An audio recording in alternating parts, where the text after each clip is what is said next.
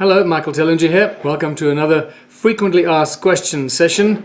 And in this video, I'm going to answer the question, how do we start? What do we need to do to get the One Small Town strategy off the ground? Once again, the reason I answer this question right up front is because we're at the stage where we want to implement the first One Small Town.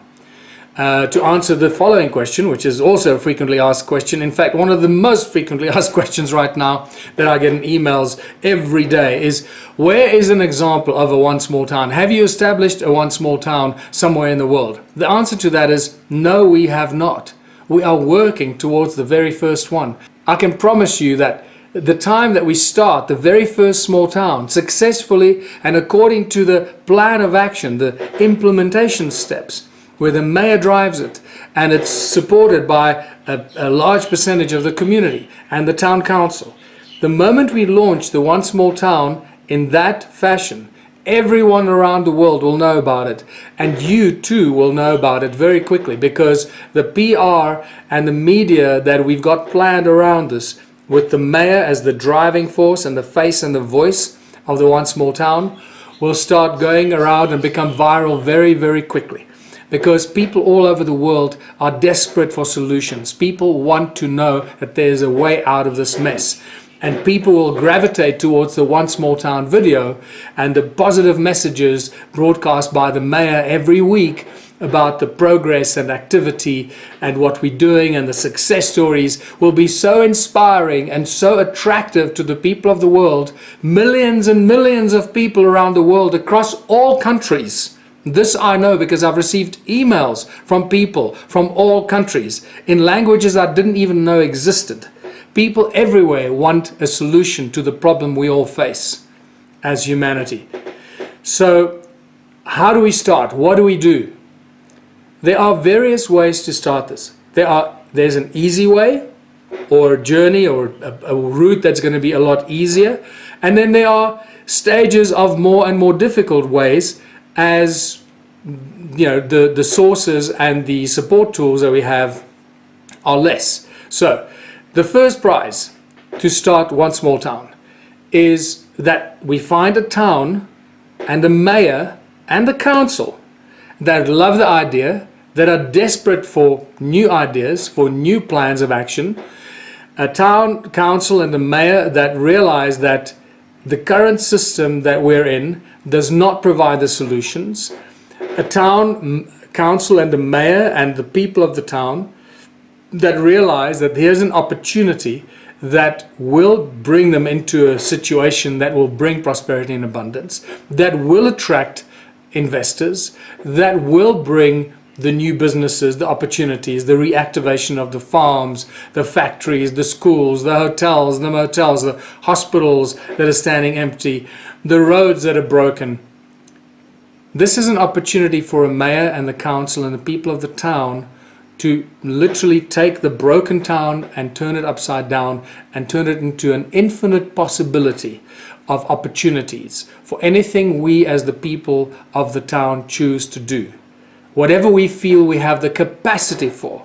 Not we're going to choose to send a rocket to the moon. That is a stupid idea. It might happen because we got some rocket scientists and we've got facilities that could do that. So yes, some small town somewhere might end up doing that, but that's not really what I'm talking about. I'm talking about opportunities that will allow us to create businesses and factories and activities that will bring investors and will be able to allow us to create businesses that create rapidly create a large turnover of funds that will bring that flow of funds and the cash flow into our town that allow our people to participate in this exciting initiative. So first prize is to get the mayor and the town council to agree to do this.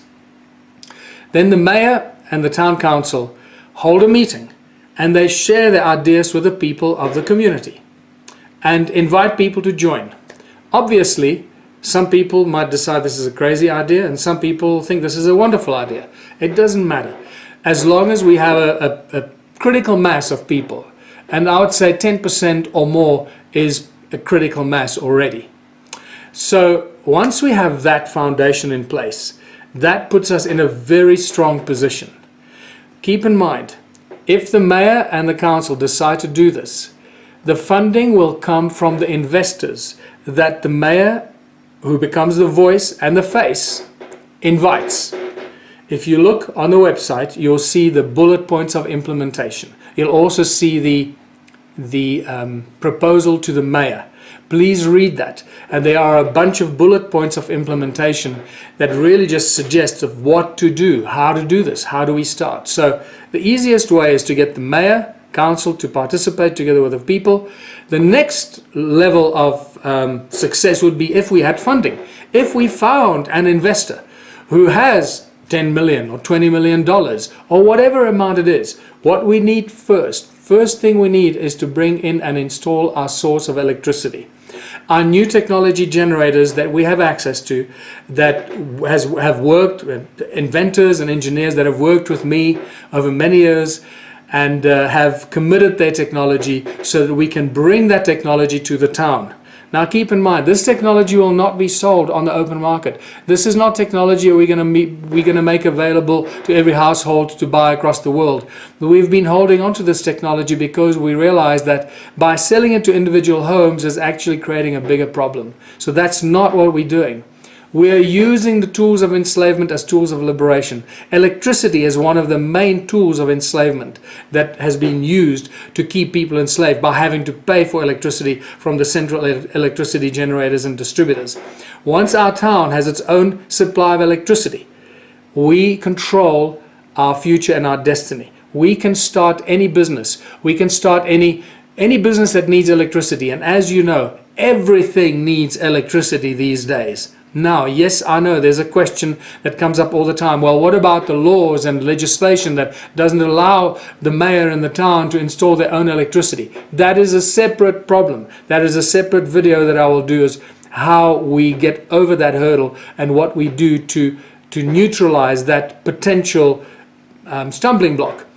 So that we as a community, the mayor and the council, has the right to install and implement their own source of electricity. We'll deal with that separately. Let's assume we have passed that and we're moving on.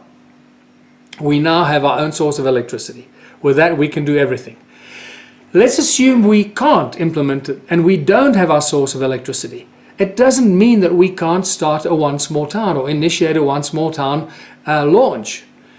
We can just carry on as we are. We use the initiative and the unity of the people in the community, together with the funds and the investors of the funders, or the funds of the investors rather, that have identified the opportunities with us and are keen to invest in those opportunities. Again, those opportunities are anything you can imagine, from farming, agriculture, industry, manufacturing, healthcare, education, as diverse as it can possibly be. So the first thing we do with the mayor and the community is identify all these opportunities, identify the industrial opportunities, identify the people skills. So see what farms are standing empty, see what warehouses are empty, factories, hotels, houses, motels, schools, etc. What is standing empty that could be reused, could be fixed and reutilized as a business that is co-owned by the people of our town. Keep reminding yourself that every business that we start under this model, although it might have an investor from outside, that investor will only retain 33 1/3% of that business. The other 2/3 belong to the community and the people of that town, collectively, together, because the people of the town are the ones that provide all the labor, all the additional support that is needed, the free labor that these businesses need. And anyone that's ever run a business knows it is the labor, and often it's the unskilled labor. More often than not, it's the unskilled labor. When someone can receive training for a day or 2 days and then they can perform that task, that would be called unskilled labor.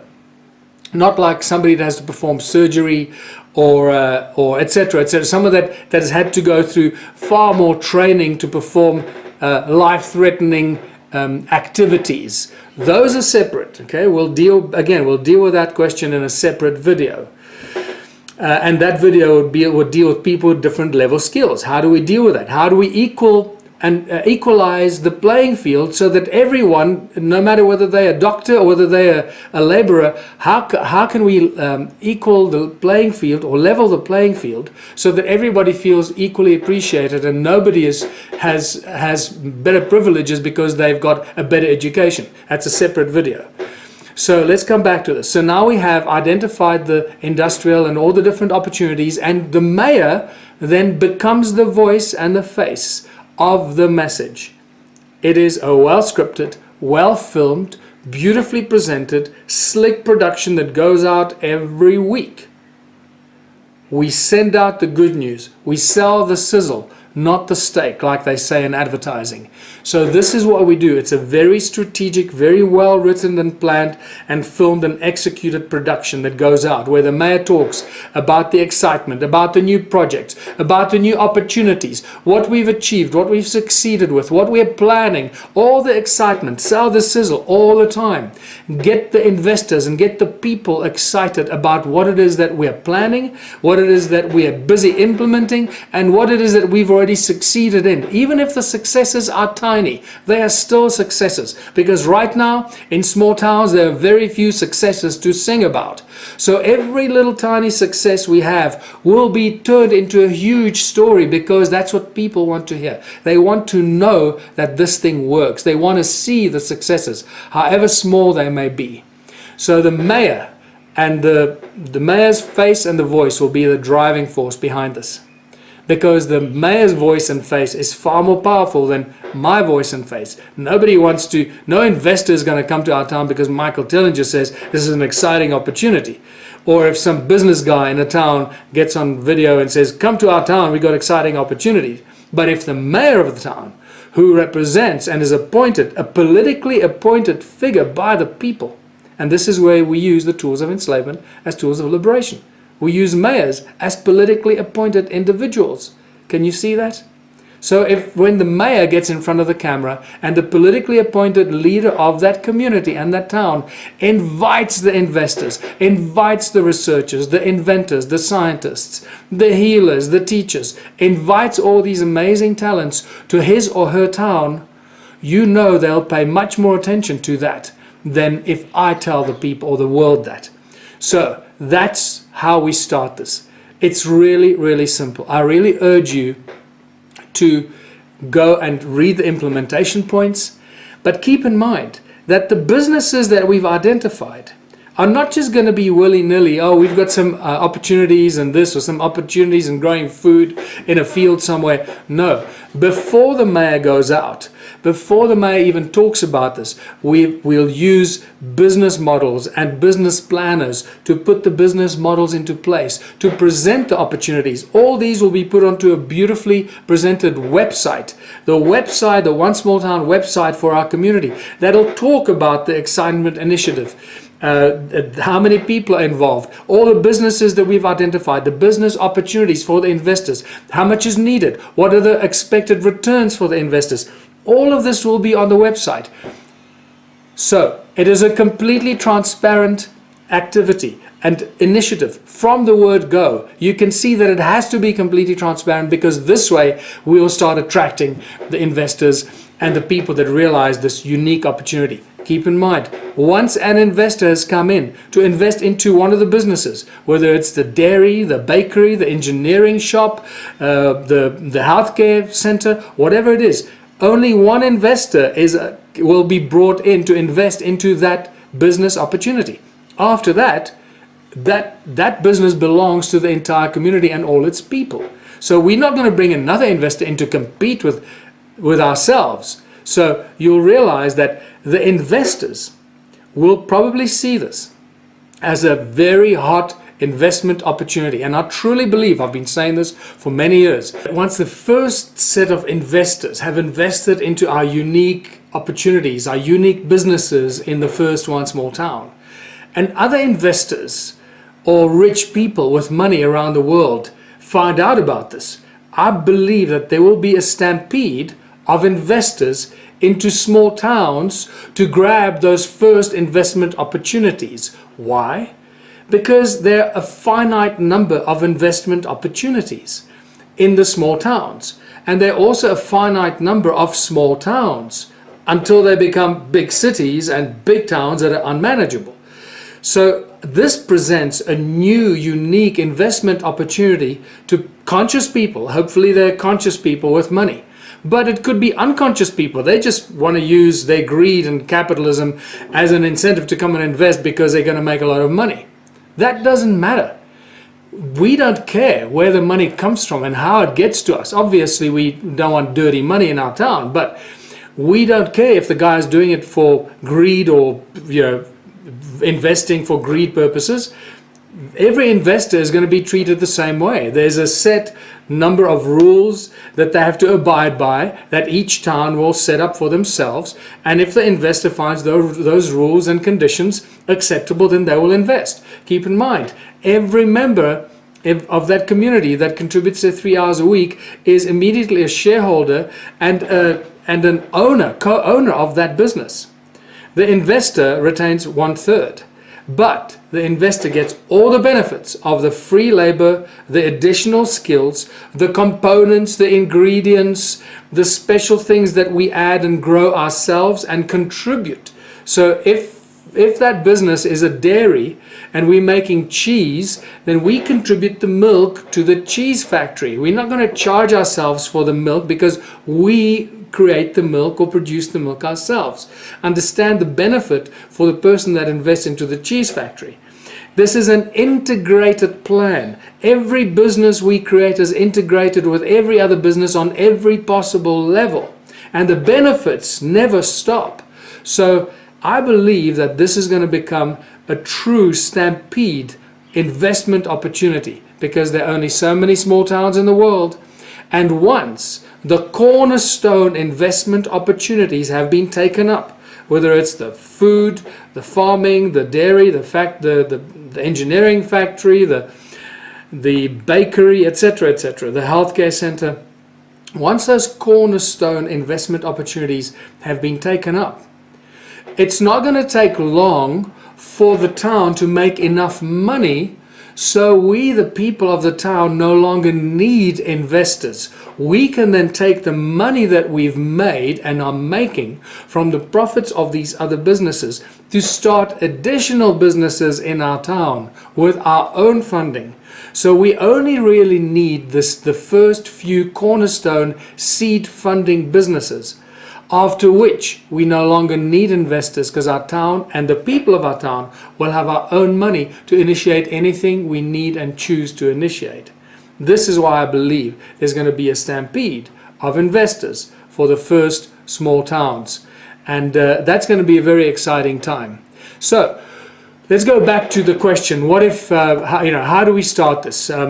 What do we need to do? Now, let's say that you live in a town where the mayor is not interested, the council is not interested, they're just unconscious, they don't care, they're doing their own thing, they're running the town into the ground. Well, the next thing then is to run for mayor. Start a campaign, present this as your strategy, what you want to do to uplift your town, and run for mayor. Become the mayor of your town, and then you implement this strategy. Or if you're an influential businessman in the town, in the community, you can also start this as an influential businessman by creating this cooperative structure. And then you, as the support, as the driver, the business person, with sufficient funding, obviously, of your own making, so with the support and the labor of the town's community and the people, you then, as the community, set up a channel and start promoting your town as a one small town. You take the power. You take the power away from the mayor and the council, because you'll have the money that you'll then redistribute to the town to fix and upgrade and innovate and improve all the things that the mayor and the council are unable to do. So very quickly the people of your town will start looking to you and your one small town initiative as the saviors of your town and the people that are actually doing something for your town. That initiative itself will bring additional investors and start to grow this very, very quickly.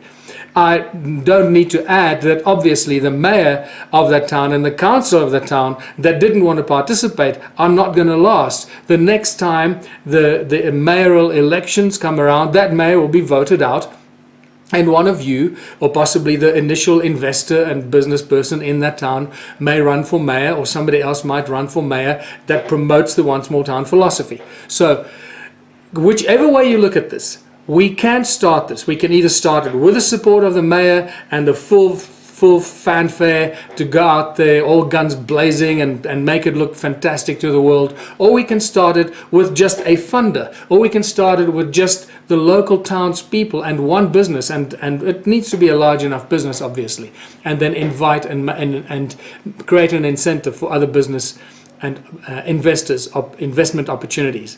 So I trust that's given you a little bit of a more detailed insight into this. How do we start? What do we do? What do we need? It's just our own initiative, our own vision, our own initiative, and a belief that we as the people of a small town can make this happen. We don't need anybody to tell us this can't happen. If we have a critical mass of people in our town and sufficient businesses that want to do this, we, the people of any town, can initiate this without funding and without the mayor. But obviously with funding and with the mayor, it's going to be a lot quicker and a lot easier. So until next time, this is Michael Tellinger. Bye for now.